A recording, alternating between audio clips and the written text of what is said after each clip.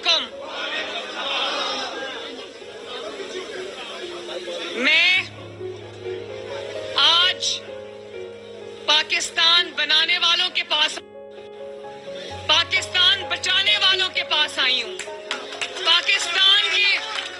پاکستان کے آئین کے محافظوں کے پاس آئی ہوں. پاکستان کے قانون کے محافظوں کے پاس آئی ہوں. پاکستان کی سلامتی کے ضامن بہنوں اور بھائیوں کے پاس آئی ہوں. 40 سال پاکستان کے اندر آمریت رہی ہے. آمریت کیوں رہی ہے پاکستان میں؟ کسی منتخب وزیر اعظم نے کبھی مدت پوری نہیں کی. اس کی وجہ 4 ڈکٹیٹرز آئے پاکستان میں.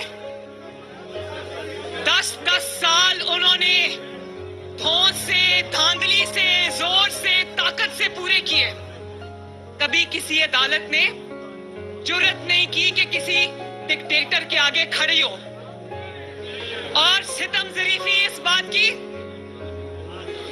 ستم ظریفی یہ نہیں کہ منتخب وزرائے اعظم کو نکالتے رہے. ستم ظریفی اس بات کی کہ طاقت کے آگے بھی سر جھکایا، ڈکٹیٹرز کے آگے بھی سر جھکایا. منتخب وزرائے اعظم کو نکالتے رہے، دفتر سے باہر نکالتے رہے، سزائیں دیتے رہے، سیاسی مقدمات میں اٹھا کر باہر پھینکتے رہے.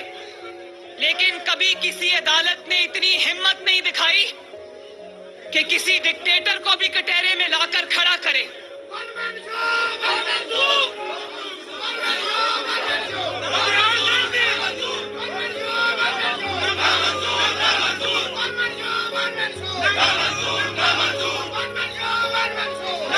اور ستم ظریفی یہ نہیں کہ ڈکٹیٹرز کے آگے کھڑے نہیں ہوئے، ان کے آگے بند نہیں باندھا.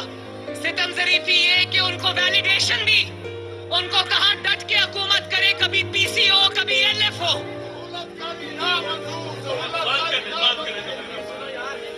جب نکالا منتخب وزیر اعظم کو نکالا، جب دھمکایا منتخب وزیر اعظم کو دھمکایا.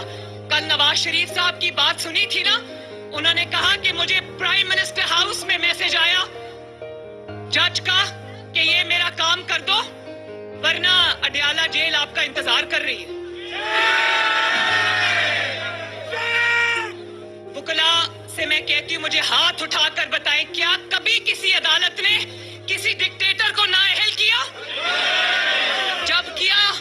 جب کیا عوام کے منتخب وزیر اعظم کو نااہل کیا. اور جب وہ پی سی او اور ایل ایف او کے نیچے حلف لے رہے ہوتے تھے، اس وقت منتخب وزرائے اعظم کو ہتھ کڑیاں لگا کر اس کے ہاتھ سیٹ سے باندھ کر جہاز میں عدالتوں میں لے جایا جاتا تھا. آپ کا زور صرف عوام کے، آپ کا ایک سیکنڈ بیٹا، آپ کا زور صرف عوام کے وزیر اعظموں پہ چلتا ہے. کبھی کسی نے دیکھا کہ کسی ڈکٹیٹر کو سسیلین مافیا کا لقب ملے؟ کبھی خوش